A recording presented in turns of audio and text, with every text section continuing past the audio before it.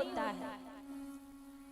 संसार में सबसे बड़ा पाप एक तो आत्महत्या है कि खुद से मृत्यु को प्राप्त कर लें, ये सबसे बड़ा पाप है। आजकल हम संसार की थोड़ी थोड़ी दुखों से परेशान होकर हम करते क्या हैं, आत्महत्या कर लेते हैं। आप विचार कीजिए, ये जो संसार है इसकी केवल दो सीढ़ी है, एक सुख है एक दुख है। यदि सुख आया है तो संभव है कि आपके जीवन में दुख भी आएगा, और यदि दुख आया है तो ये भी संभव है कि एक दिन सुख भी आएगा। ये संसार का क्रम है। लेकिन हम करते क्या हैं, सुख आ गया तो बड़े प्रसन्न रहते हैं, और यदि जैसे ही दुख आया तो हम चिंतित हो जाते हैं, घबराने लगते हैं। और उसी चिंतित अवस्था में कई व्यक्ति आत्महत्या कर लेते हैं। अब विचार कीजिए, आत्महत्या करना केवल 2 पल का काम है। मान लीजिए आप पंखे से लटक गए, प्राण निकलने में कितना समय लगेगा, 2 मिनट या 4 मिनट, इससे ज्यादा समय नहीं लगेगा, प्राण निकल जाएंगे। मान लीजिए आपने जहर का पान कर लिया, जहर खा लिया, कितनी देर में प्राण निकलेंगे, 2 मिनट 5 मिनट में प्राण निकल जाएंगे। किसी भी तरीके से आपने आत्महत्या यदि कर ली तो मुश्किल से 2 मिनट 5 मिनट में प्राण निकल जाएंगे। आपको लगेगा कि आप मुक्त हो गए, लेकिन नहीं। आप जिन प्राण को, जिस देह को 2 मिनट में 5 मिनट में त्याग कर देते हैं, आपको स्मरण भी है, आपको पता भी है कि वो मानव की देह आपको कितनी कठिन परिस्थितियों के बाद मिली है, कितनी जगह चक्कर काटने के बाद आपको मानव की देह मिली है। शास्त्र कहता है, दुर्लभो मानसो देहो देही नाम क्षण भंगुरा।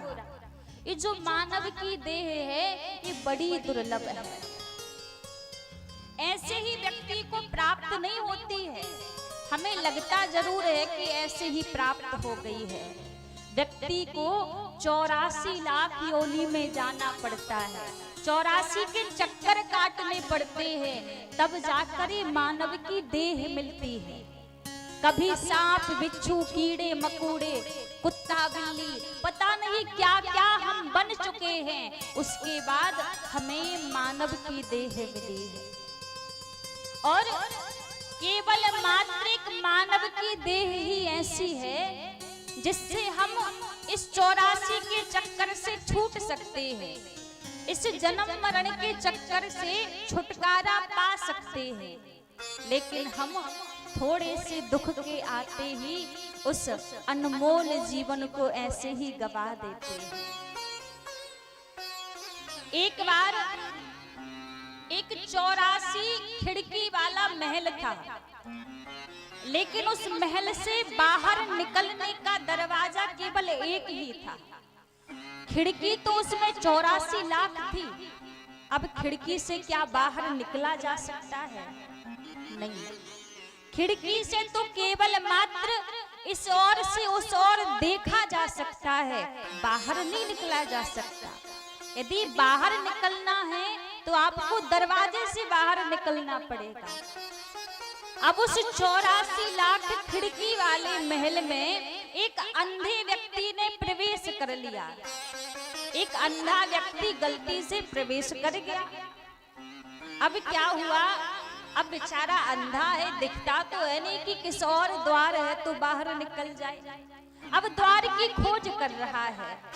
मन में विचार किया कि जो महल की दीवार है, इस दीवार को पकड़ लेता हूँ और दीवार को पकड़ पकड़ कर इसका दरवाजा मिल ही जाएगा।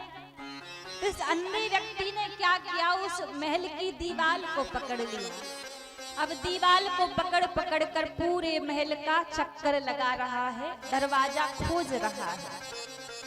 अब दीवार पकड़ रखी है। अब जैसे ही वो दरवाजे के पास आने वाला था, इतने में क्या हुआ, उस अंधे व्यक्ति को खुजली चल गई।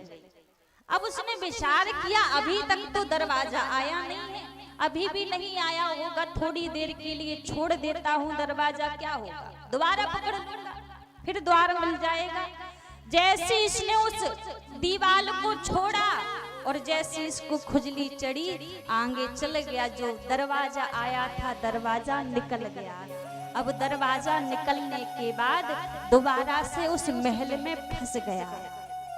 कहने का भाव ध्यान दीजिए, ये जो मानव की देह है, ये जो संसार है, ये संसार 84 लाख खिड़की वाला एक महल ही है।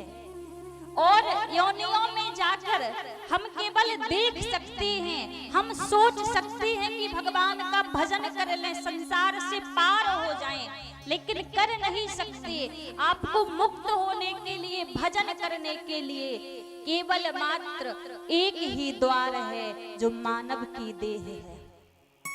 नव द्वारे पुर देही, ये केवल मानव की देह ही है जो 84 के चक्कर से हमें छुटकारा दिला देती है। लेकिन होता क्या है, जब हमें मानव की देह मिलती है तो हमें भी इस संसार के काम, क्रोध, लोभ, मोह की खुजली चलने लगती है और हम भी उसमें फंसकर हम सोचते हैं कोई बात नहीं, बाद में प्राप्त हो जाएगा।